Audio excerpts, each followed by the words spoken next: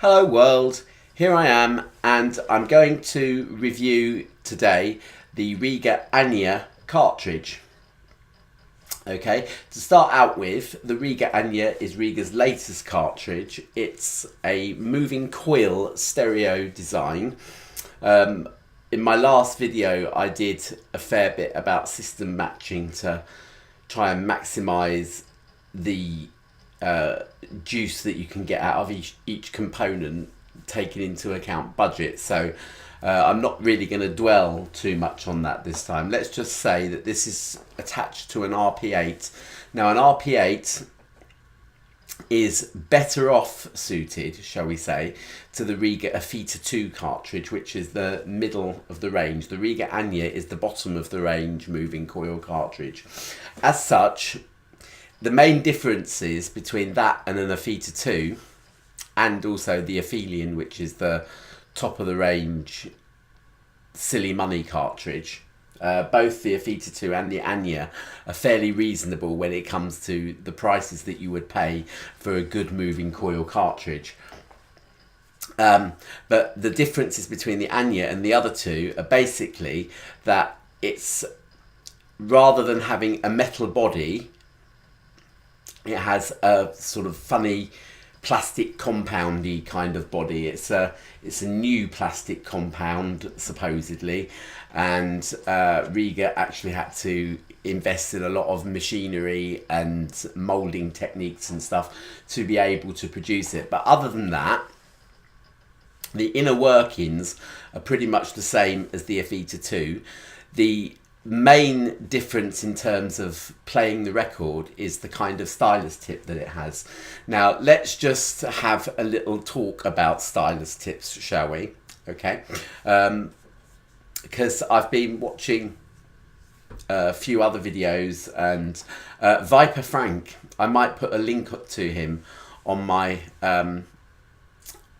YouTube channel page, because he has a Technics DJing turntable, and he did a few videos talking about anti-skating setup and tracking setup and stuff like that, which are really good videos to watch, except that he uses DJing style cartridges. Now they have to be extremely robust, so they track very heavily at over 2 grams. Now in hi-fi terms, 3 grams is jolly heavy to put onto a record, and the type of record player that you might see being advertised in places like HMV and stuff like that, they use cartridges that track, some of them track over 7 grams. Now that is really heavy to place on top of a delicate record. Okay,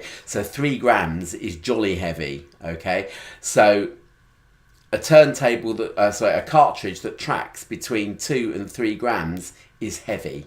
Okay, and so yeah, these DJing things, and they also have to have a robust stylus tip as well, because they're used for things like pitch control, so that you can speed up and slow down the record as it's playing, and you can scratch it and that sort of thing. And so the cartridges and the stylus tip on that cartridge has to really just be skating over the surface, as it were. I don't mean that in a negative way. It has to be a cartridge that is not going to dig too deep into the groove, because otherwise you're not going to be able to scratch it. Okay, and so a conical stylus or a spherical stylus shaped like an ice cream cone, although in hi-fi terms it's probably the worst of the worst, and I don't like the carbon cartridge, because I suspect that Rega's carbon cartridge, which is their throwaway budget thing that they give away with the RP1 and or Plano 1 and Plano 2, and hope that you're going to upgrade it, I think, has a spherical tip on it. Okay, it also tracks quite heavily, between 1.5 I think and 3 grams, which basically means it's pretty safe for a turntable kind of newbie who maybe doesn't know where to set the tracking force, because it'll track at good levels and reliably a very wide kind of spectrum, as it were, of weights. But it tracks best at 2.2 grams. Okay, I know that because, well, I say I know it, but basically Noel Keywood, who I respect a lot and who writes for Hi-Fi World magazine in the UK, did a review of the Queen record player a couple of years back, and they used one of these carbon cartridges and they got it tracking best at 2.2 grams. So it's heavy. Okay, it uses a conical stylus tip, which is really not particularly good. Having said that, there are conical stylus tips and there are conical stylus tips. And generally, if you look at the little slip of paper that comes with the cartridge, it will tell you the size of the conical tip that's on there. And generally speaking, the smaller, the better.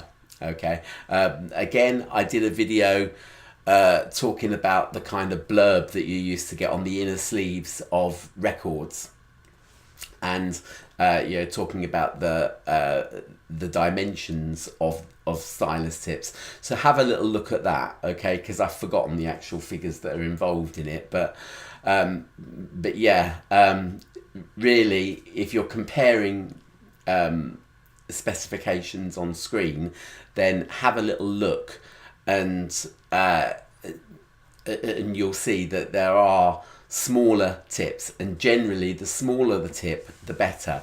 The same goes for the next up in the stylus shape design. Okay, now when I talk about the stylus, I'm really just talking about the tip of it. Okay, the tip is barely noticeable. You wouldn't really see it unless you had a little sort of loop or a magnifier or some sort of thing. Okay, so it's just that tiny little bit that comes into contact with the record. Okay, so they range from tiny to absolutely microscopic, and the next sort of grade up is the elliptical stylus. Okay, now an elliptical stylus, again, it's not a particularly expensive style of stylus to produce, and you get sort of really bargain basement styli with elliptical tips, and you get some pretty high-end designs with elliptical tips as well. And again,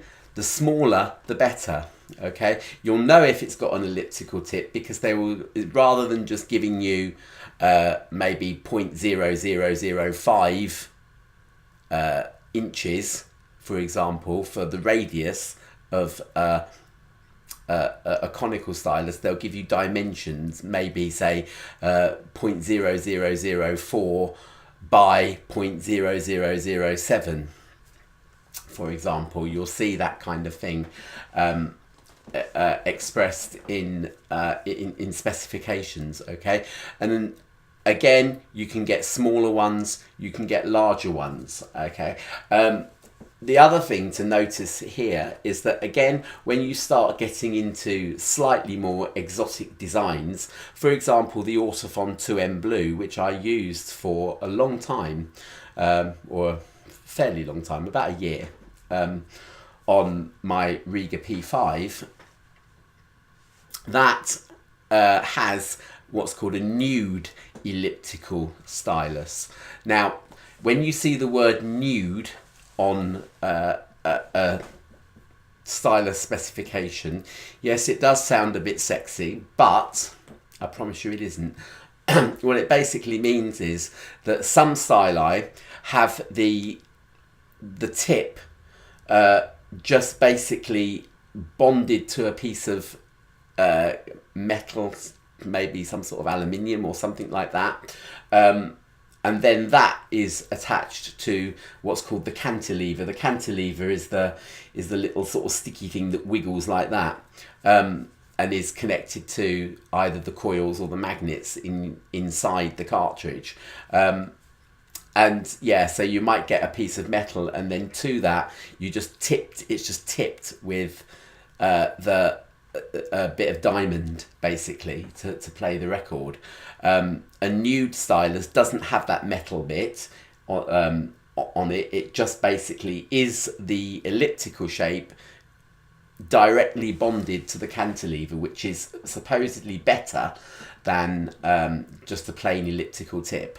Okay, I think the Rega Ania, to come back onto complete topic, is essentially not a new design. It's basically just an elliptical tip that's bonded to something which is then bonded to the cantilever. Okay, after elliptical tips you then get other shapes which are said to fit into the groove a lot better than an elliptical tip. Okay, because an elliptical tip isn't perfect for playing records. It's good, okay, and yet there are many really good cartridges that have elliptical styli on them, so don't throw them out of the water. Okay, it's just that there are better.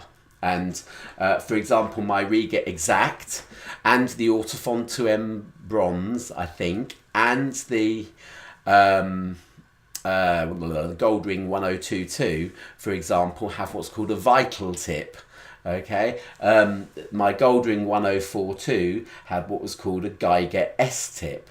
My Goldring 1012, which I use with my Goldring Lenko GL75 many years ago, but I used it very successfully and works really well, had what's called a Geiger 2 stylus on there, and they're all basically fine line designs. Now, their advantage is that yes, they really do dig into that groove. Okay, and if you were to look at, say, Goldring's website, you could look at the 1000 series cartridges, such as the 10 designs, and you'd see the 1006, which I think has a basic elliptical design, and it goes up and up and up and up. And the only thing that's changing on there is the stylus point, because all the innards are exactly the same.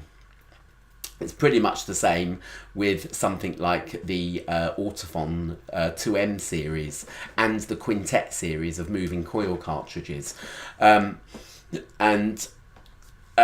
Essentially, particularly with the Goldring things, they have replaceable styli, so you could buy a 1006, and when you're bored with it, or when you think the stylus is wearing out or something, you could then get a 1042 stylus and put it onto the body of the 1006, and you've got yourself an upgrade without having to buy a totally new cartridge. So that's pretty good, really. Now, all of the designs I've been talking about so far have been moving magnet cartridges.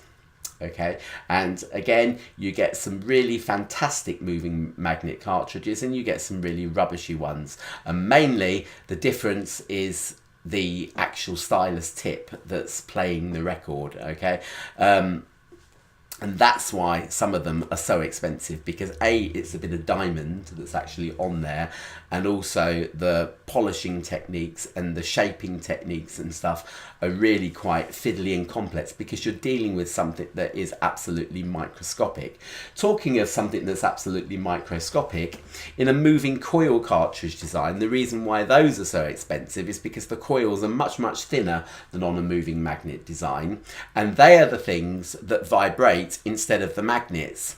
Now, you can get really absolutely tiny magnets which will vibrate and kind of stay in sympathy with the undulations in a record groove, but they will never be as accurate as coils, which is why moving coil cartridges, because they're thinner.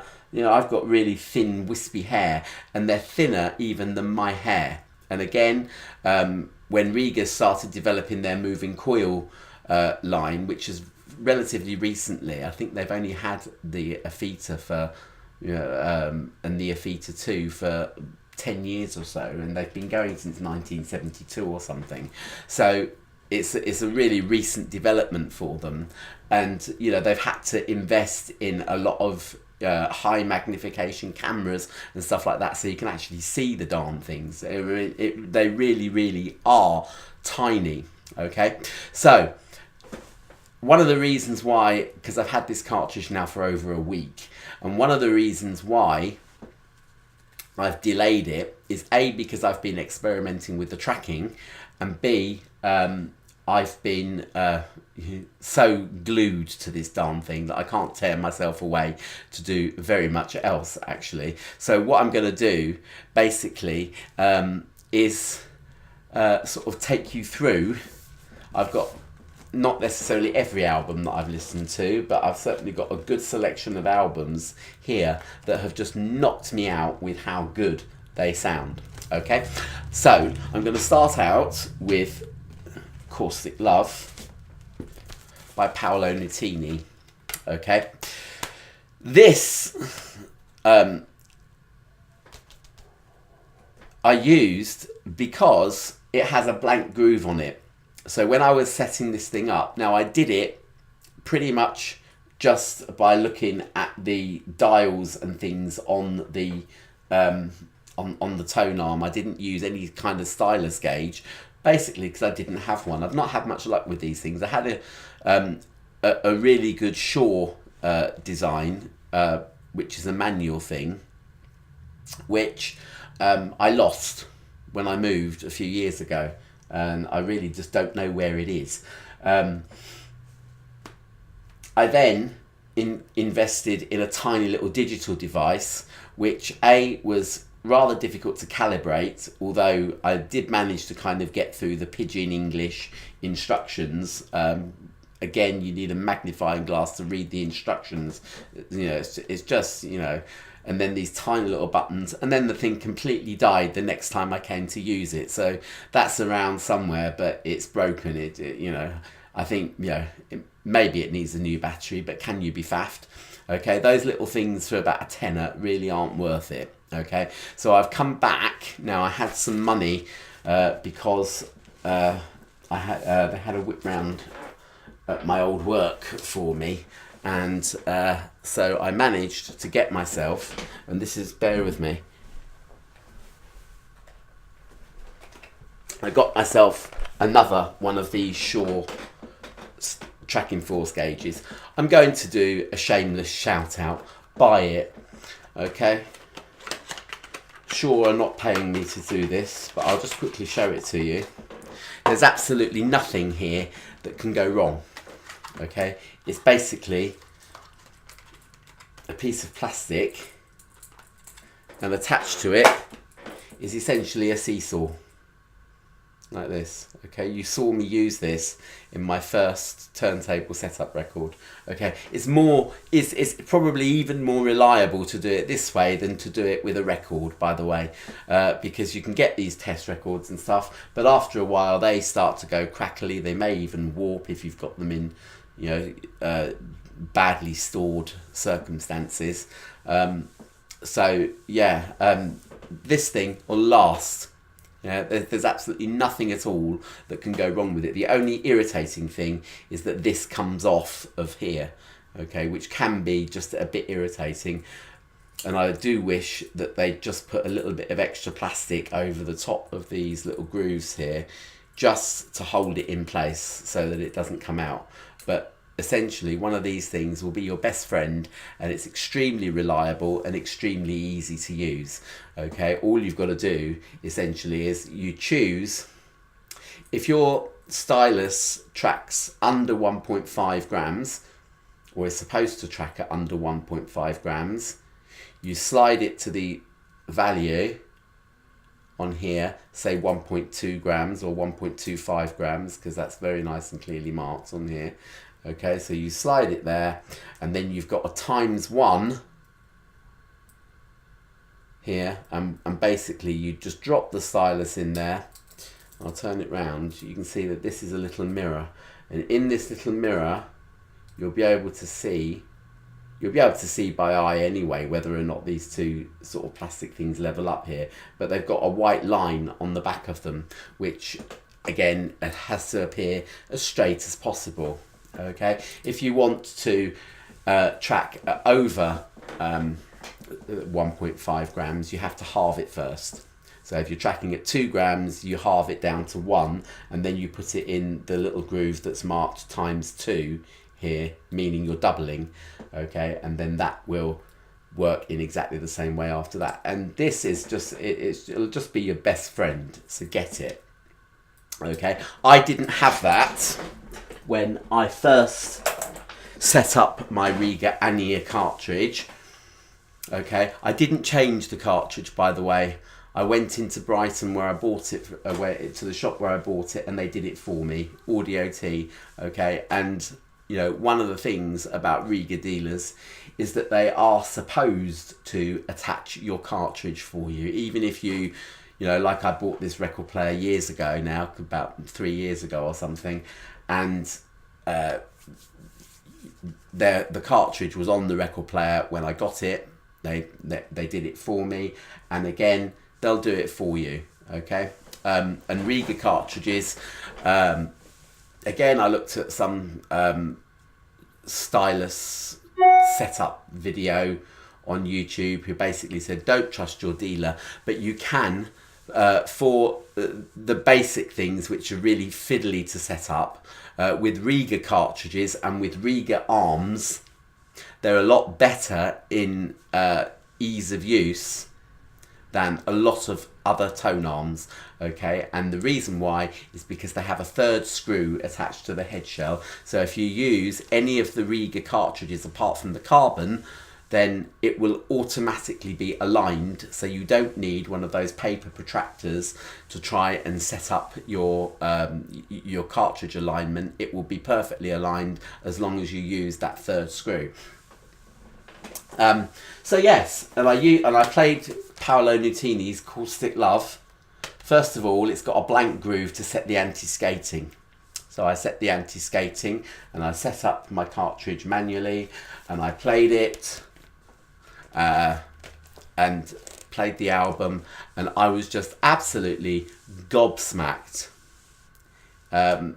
Even, you'll find out in a minute, because I am a clot, and you will find out in a minute. But even at the settings that I'd set it at, it was just unbelievable, okay? First of all, how much it kind of delves into the bass, okay? Yes, the Rega Exact has a very good bass response, extremely good bass response. It's extremely quiet as well, and instruments are very well defined. But played with the Anya, it was like a veil had been taken off everything, and so the stereo imaging and the sense of texture to the instruments just has to be heard to be believed, okay? I was just numbstruck by this, okay? I thought that some of the tracks were perhaps over bassy, and that was confirmed when I played this, which is the 2009, not the new one. This is the 2009 stereo mix of Sgt. Pepper. And the first track, Sgt. Pepper's Lonely Hearts Club Band, obviously, has a thunderous bass line, and is actually not used anywhere else on the album, really, because even though A Day in the Life has those rumbling timpani in the background of that orchestral slide up, which, you know, again is just thunderous, it didn't quite match the thunderous bass of the beginning of the album. And not only was it thunderous, but you could also hear the little bends in the strings that, again, I'd not really kind of heard before, okay? It's like a whole sort of plastic veil has been lifted off, okay? Very cheap moving magnet cartridges will tend to flatten out your stereo image, will tend to muddle instruments together, okay?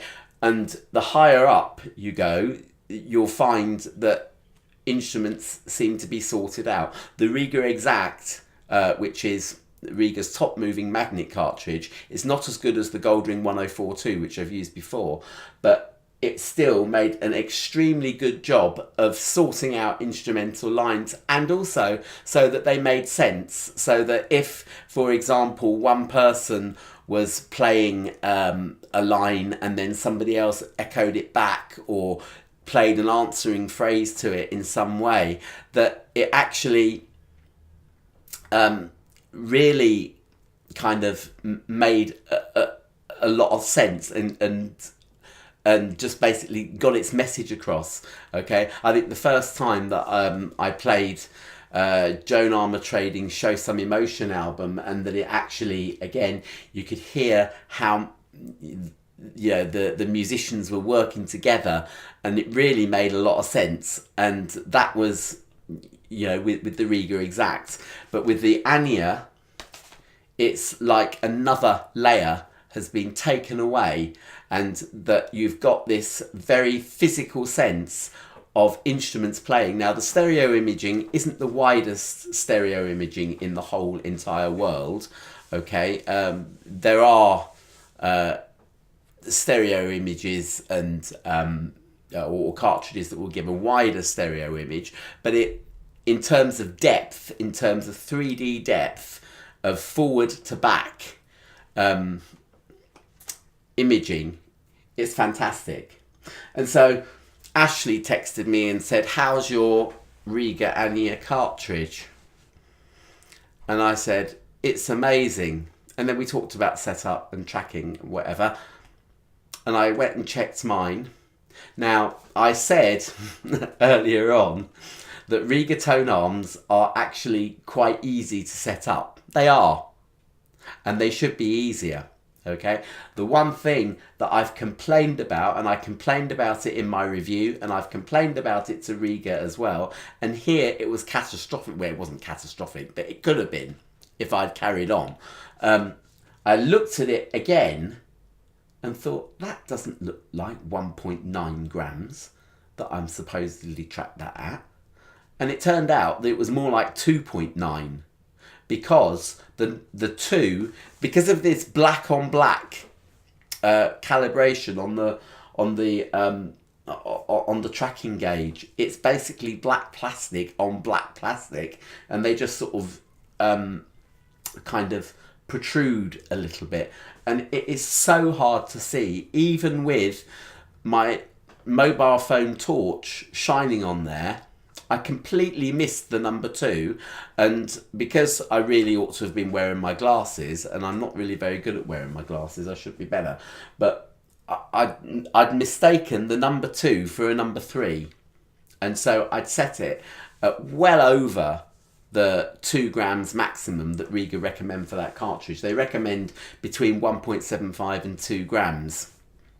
And I thought, set it about 1.9 because it's not quite sort of busting a gut to track at 2 grams. Neither will it be too light at 1.75. And this is what cartridge manufacturers always recommend, that you plump for somewhere in the middle to the upper limit of their guidelines. So if they say 1.5 to 1.8, then track it at 1.75, for example, or 1.6 maybe, but slightly heavier than the minimum, not quite as much as the maximum. So I set it at 1.9, I thought, but it was it was playing at more like 2.9. What a numpty. So then I took the tracking down a bit, reset up the anti-skating, had to listen to this album again because it's such a good album, and also it sounds brilliant as well. And it's been a little bit better since then. And then I invested in the Shaw to check it because again, you see, I mean, yes, you've got to float the tone arm. You must always float the tone arm before you set the tracking to get it sort of calibrated to 0 grams.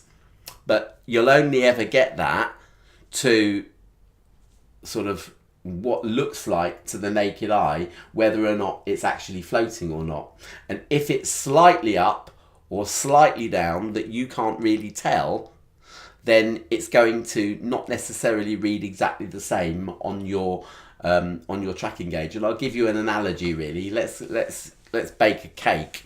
All right. Now, you know your kitchen scales, and you know that calibrating those can be a right pain in the neck, and you've got this tiny little dial which you've got to twiddle to get that needle to show exactly at 0. And if you look at it from a slightly different angle, then it doesn't quite look like it's at 0. And then you sort of fiddle around with it and you look at it straight on and whatever, and you can't get it quite right. And so you might be, say, 5 grams are kind of out in your in your estimation of where 0 is. Now that's absolutely fine, because if it says +5 on there instead of, you know, exactly 0, then you can always tip your flour in, and where you want 250 grams of flour, you put it so that it reads 255 grams of flour. And it's exactly the same with your cartridge. Okay, so if you haven't got that arm floating quite as well as they say, you know, obviously, you know, if it really looks out, then adjust the counterweight. But if you can't really tell, the chances are that you'll still be okay. But using a tracking force like the one that I showed you, you can then still get it, so that, because the important thing is not how well you get it floating. The important thing is that you accurately put the right amount of weight on the record. Okay, and using the Shaw here, 1.9 grams is just with the dial slightly over the 2, because I wasn't able to necessarily get that floating tone arm exactly right. If you can't get the floating tone arm exactly right, don't worry about it. Just use a separate tracking gauge, and make sure, for goodness sake, that the weight that you put on the record is accurate. So then I went back to listening to these, and yes, the bass is still heavy in Sergeant Pepper, because the bass is meant to be heavy in Sergeant Pepper, but it was a lot more integrated into the thing. I wasn't thinking, my God, and being pinned to the back of the wall by the bass as I was the first time, okay?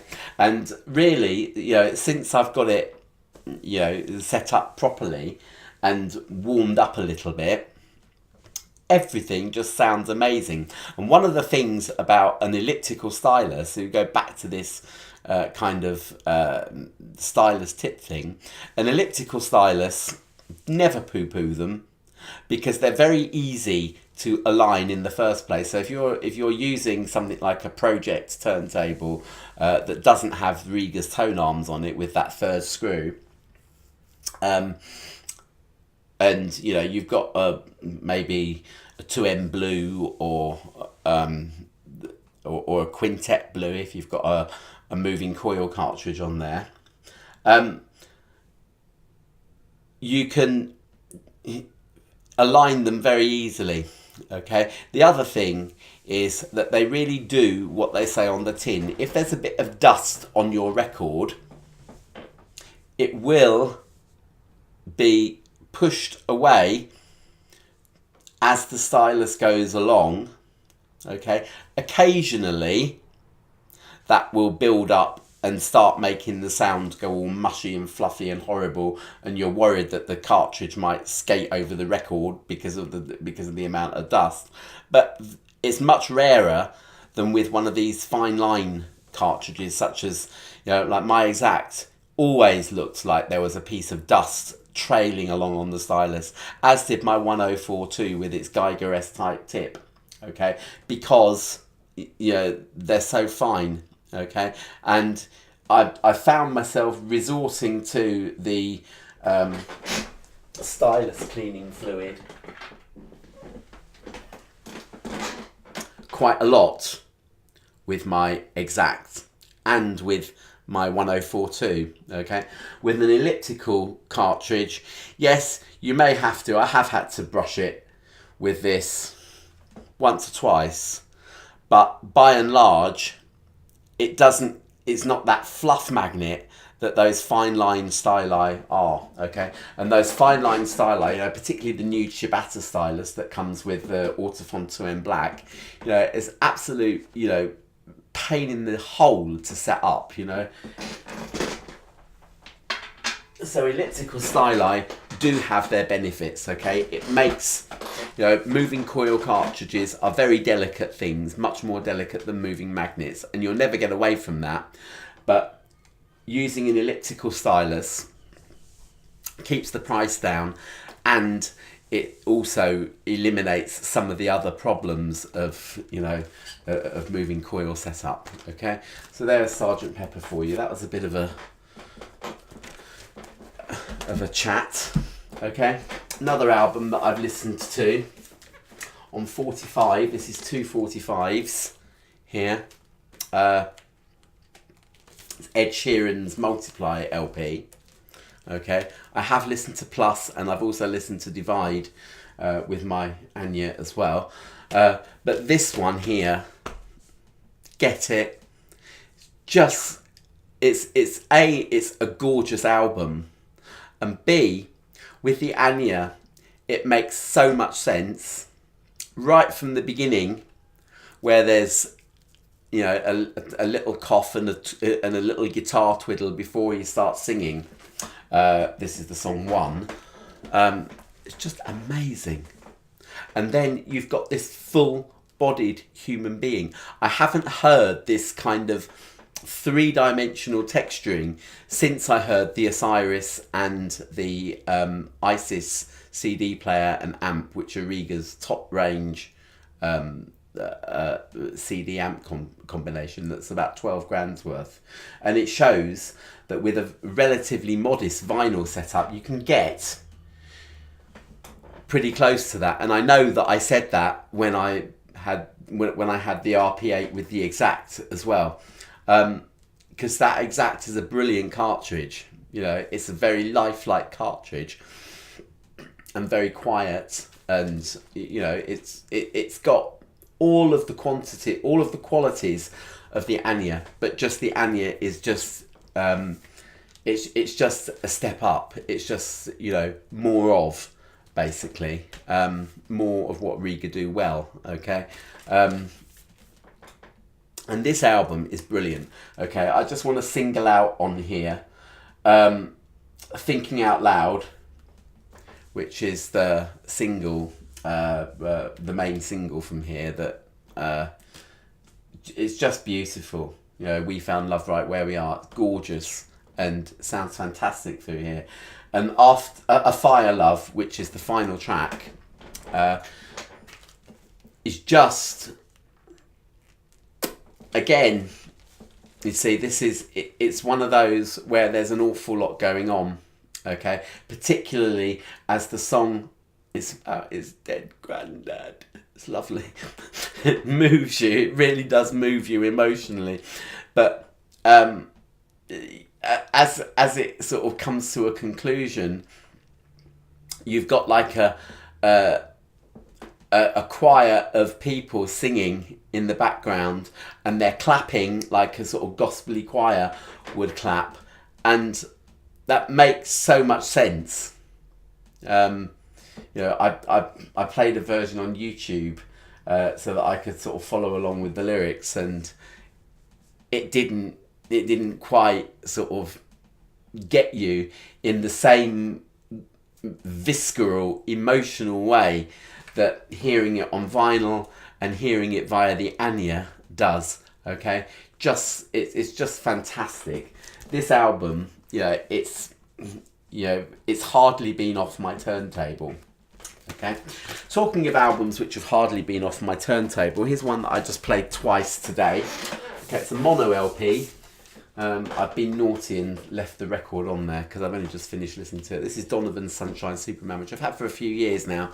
I like this album, okay? I'm not a great Donovan addict or anything like that, but I have demonstrated this album. I demonstrated the Exact playing Season of the Witch, but I was having trouble with my transfers at the time. I've managed to kind of sort that out now, but Season of the Witch, I've put up from here. Okay, it's a mono album, but again, it goes to show how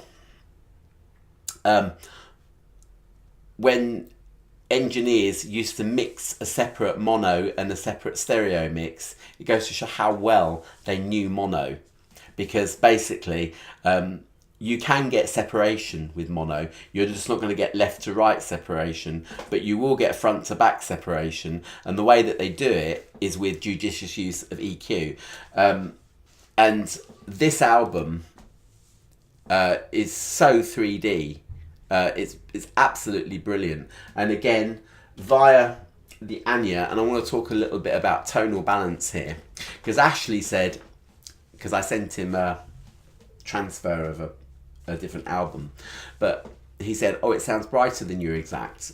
I don't know whether it's brighter. I think it's just more incisive. I could certainly, when I do my transfers, I do them on headphones, and I'll talk about this because I did transfer a different album for Ashley, which I'll tell you about in a second.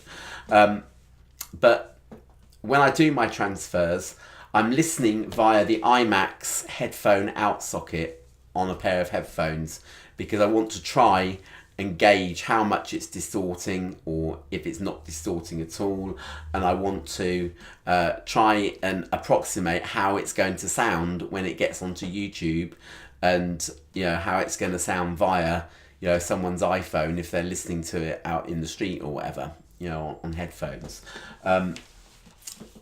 And it was always rather difficult with my other cartridges to play it at full volume, which is kind of, again, mimicking how someone's laptop that's got a tiny little speaker, more often than not, those things are just left at absolute full whack volume and, are not changed at all. Okay. And you can kind of gauge how bright it's going to sound or how bassy it's going to be or whatever. And, and for me, I won't fiddle around with the track. If it's too bright or too bassy or whatever, I'll choose a different song to play, It's just simple as that. I want to show it at its best. But this album has always had, Sunshine Superman, the song Sunshine Superman, always appeared to be a little bit brighter, a little bit louder than the rest, and I've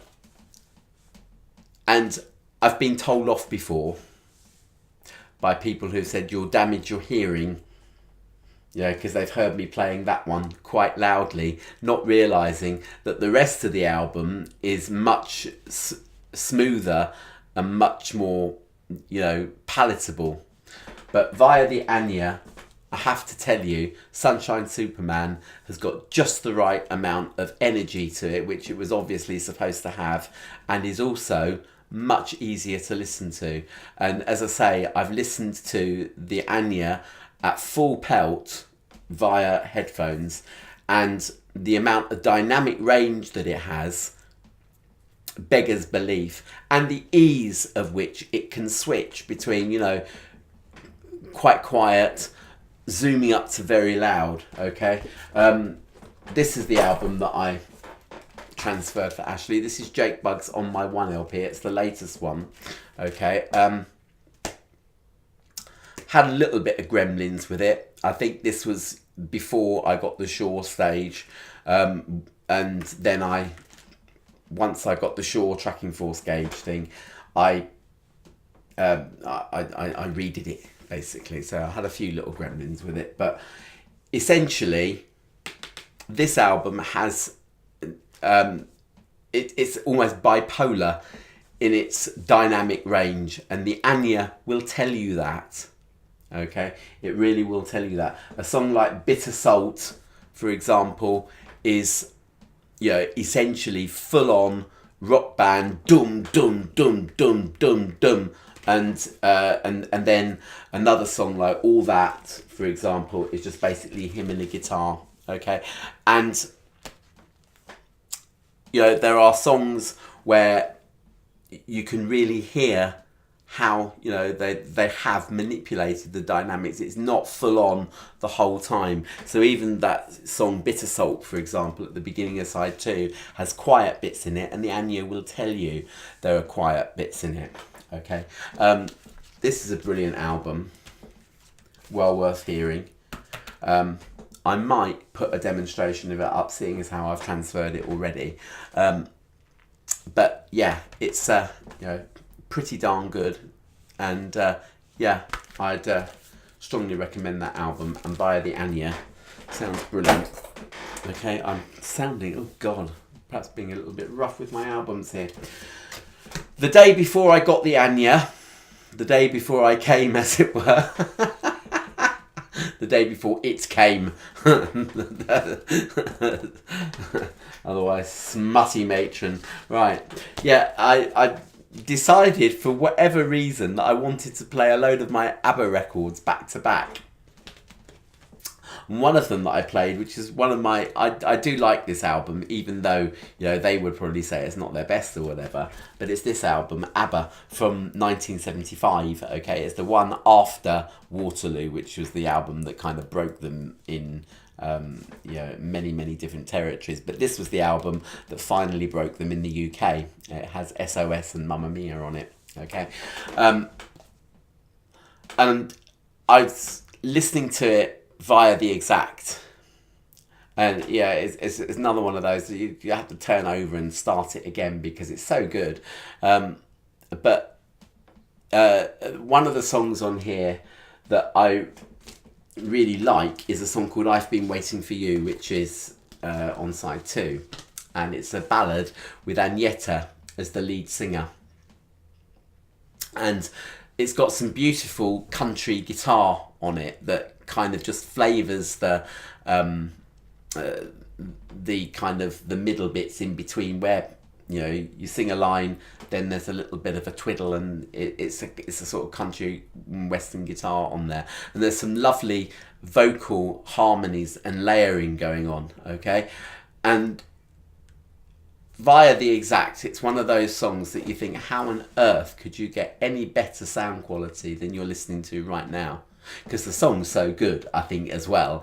And, you know, as well as that, you really have got all this fantastic layering going on. Another track that I quite like is Man in the Middle. You know, again, I will be slaughtered by ABBA fans far and wide for saying that, but I like it, okay? Because I like the fact that ABBA very rarely let musicians just purely improvise on one of their records, and there's a lovely improvised saxophone on here, and there's some kind of Stevie Wonder style clarinet going on, and it's quite a funky beat, even though the song is a bit but I like it nonetheless. And, you know, I was saying that the Exact is a fantastic cartridge for sorting out musicians, telling you where they are. This bit's playing that bit, that bit's playing that bit, and you can kind of count the musicians that are there, okay? And it really is very good at organising things. But the Anya, I have to say, takes it to a completely other level. In I've Been Waiting for You, there's a lot more layering of vocals that I wasn't really aware of. Even in the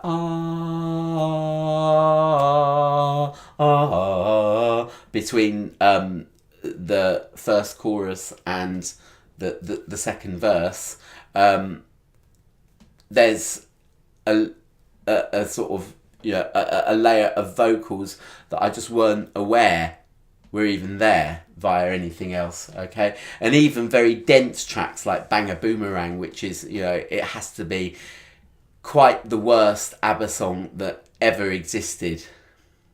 Yeah, and you know, that, you know, it is really kind of saying something, because Ring Ring had a few dubious tracks on it as well. But Bang a Boomerang is just, oh, I have to say, it really is awful. And in terms of the recording quality as well, it's a mess, it's a real mess. There's a a heck of it going on. The Anya did its best to pick out some extra piano that was going on in there that I wasn't necessarily entirely aware of, listening to other bits, but yeah, it will try and make sense of quite dense recordings. That's what I'm saying, basically. And with, beautifully layered and organised recordings like Man in the Middle, it will sort of bring out all the detail in the musicians playing. Tell you what, it's a superb cartridge.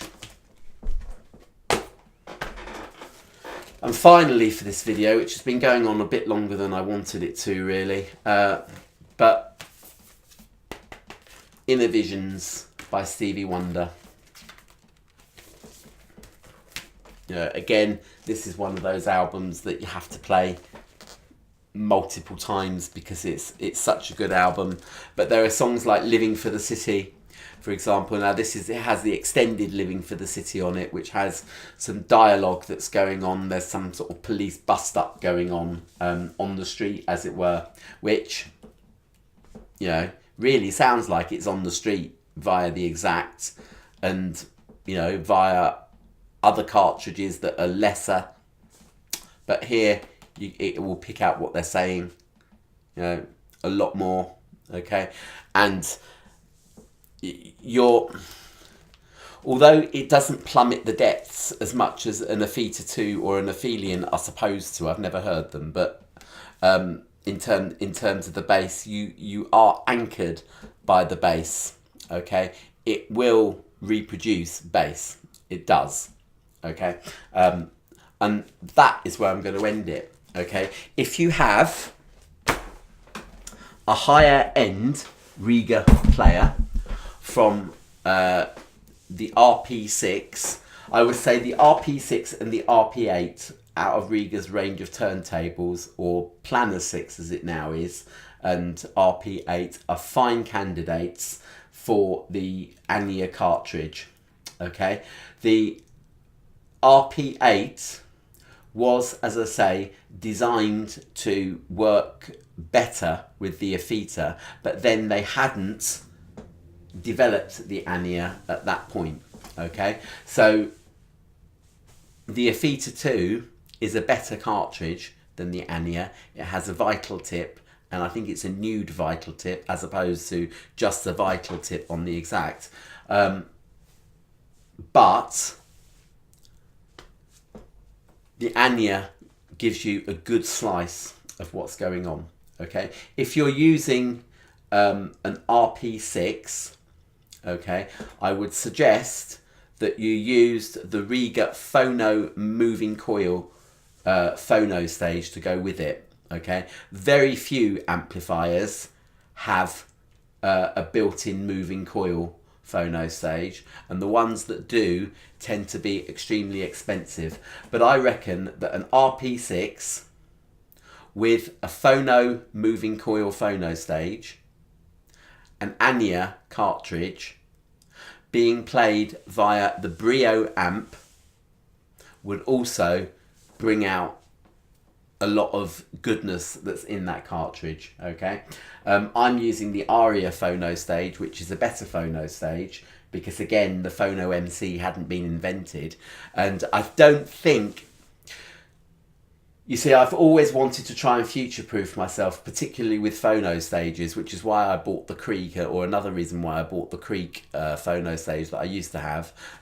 It was cheap, much cheaper than the Aria, but it did have a mode that you could switch it into that would play moving coil cartridges, and it's always been kind of my destiny and my wish to eventually get a moving coil cartridge. And so I've always invested in phono stages that have had the capability, even if with as far as the Creek's concerned, it kind of was basically a get you going moving coil stage, and that the moving magnet stage was the kind of the best setting for that phono stage.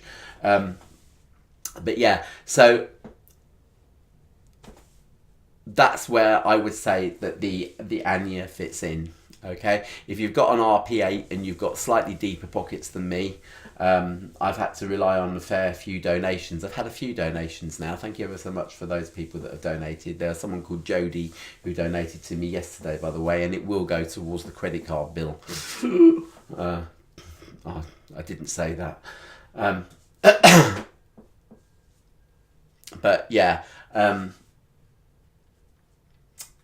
if I had slightly deeper pockets, then really the ideal setup is the setup that I have, but with an Afita 2 on the RP8. You know, in terms of that deck. Okay, they do say that you can use the Anya as a partner to the RP3. The thing about the RP3 is that although it's got the same tone arm as now the Planner 3 and the Planner 6, although they share the same tone arm, and so theoretically they should work better, the RP6 elsewhere in the turntable design, such as the platter and the inner platter, the sub platter, that's it's a better design. The motor is a better design. The power supply is also, it by default comes with a TTPSU, whereas I don't think the Planner 3 does. I think it's still an option on there, although it can accept it. But in its basic guise, bought out of the store, it's an ideal partner for the Elise 2 and Cartridge. And I will say that, and God, I'm going on here, but I'll just say this very, very quickly. The Elise 2 has a slightly warm balance. The Brio has a slightly bright balance. And so somewhere,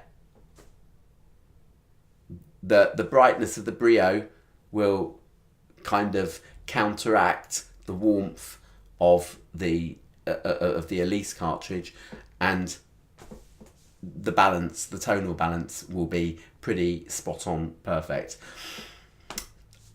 And basically,